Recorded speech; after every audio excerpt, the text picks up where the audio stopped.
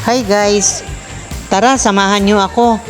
Ikutin natin ang Villa Amparo Resort dito sa Samal Island, Davao del Norte. So ito po yung kanilang reception hall. So katulad po ng dati, lumabas po kami pahapon na, biglang nagkayayaan kasi napakainit po sa bahay. Kaya dito po kami napunta sa Villa Amparo. So 2 o'clock na po yun ng hapon. Kaya sinuggest po ng mga attendants na mag night tour na daw kami dahil ang oras noon ay 2:30 to 9 o'clock. So ayan na po yung welcome drinks. So naghihintay po kami ng oras, kaya uminom muna kami ng welcome drinks nila at umupo muna. So ito po, ready na po, magbabayad na. So ayan po, overlooking po yung kanilang pool from the reception. So ito po, kuha ko po ito, nandito ako sa reception hall. Kinuhanan ko po yung swimming pool nila. So hinihintay po namin ang 2:30 at kami po ay sasakay sa shuttle service nila kasi matirik po ito at mataas. So ayan po, bumibiyahe na kami, nakasakay na kami sa shuttle bus nila. Pababa na po kami doon sa pinaka beach nila. Kung lalakarin po ito ng senior citizen, baka hindi po makayanan.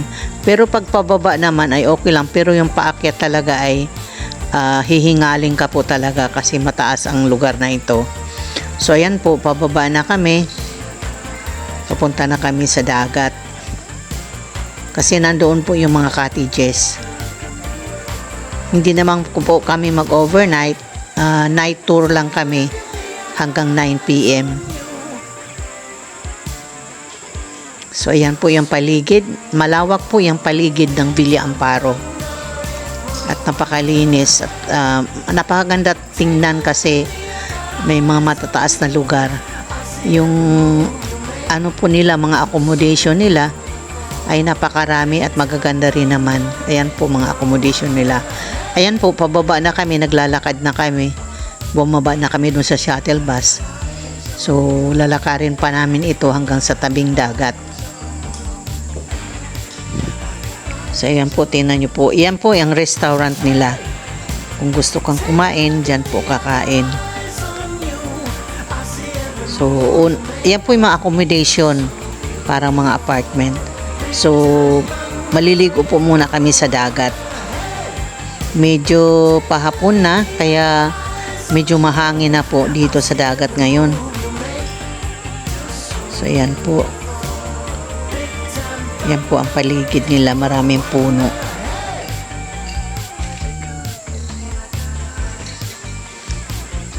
So matinding lakarin din ito, exercise ito na para sa mga kabataan. Pero ako po, kasi akong kumukuha ng picture, kaya dahan-dahan lang ang lakad ko. So ayan po, ayan na, nakikita na po yun natin yung dagat. Napakalawak po dito at napakaraming cottages nila.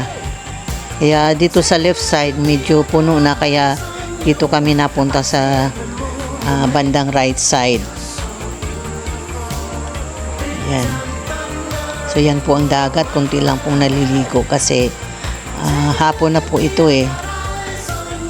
At saka medyo mababaw pa ang tubig. Hindi pa po siya low tide eh. Papunta pa lang sa high tide. So diyan po kami pumuesto sa mga cottages na yan.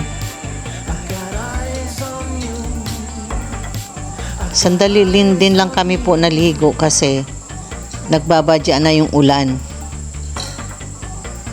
Kaya yan, hindi ko na po nakuhanan yung pagligo namin dahil ako nga po ang kumukuha at ako yung naliligo, kaya wala na pong picture. So yan po. Ganda ng mga puno.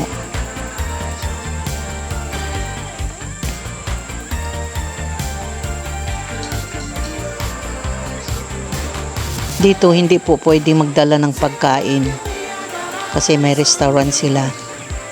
Ang pwede lang dito ay ang mga chichirya.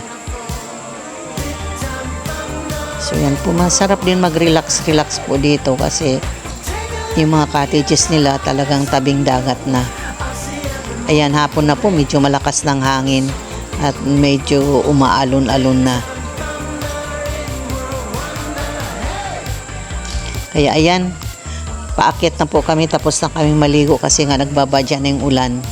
Paakyat na po kami at sasakay kami ulit ng shuttle nila para pumunta sa pool.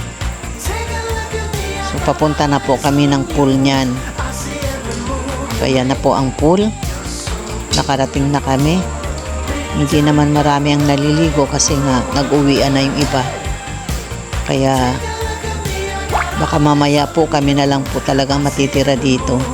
So ayan po, tapos na kami maligo at ito na po, medyo 6 o'clock na kaming umuwi.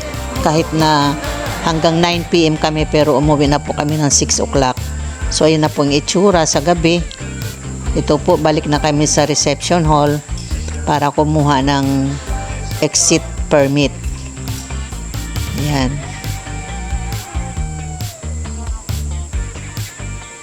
Tapos po, papunta na kami, maglalakad na rin kami papuntang parking.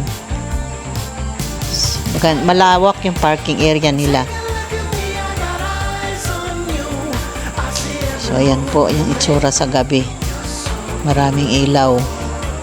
Kaya po kung pupunta kayo dito, ang day tour or night tour ay 550 per head. So ayan po, ang ganda ng mga ilaw nila, mga lightings. So ayan po, pauwi na po kami at maraming salamat. Thank you for watching.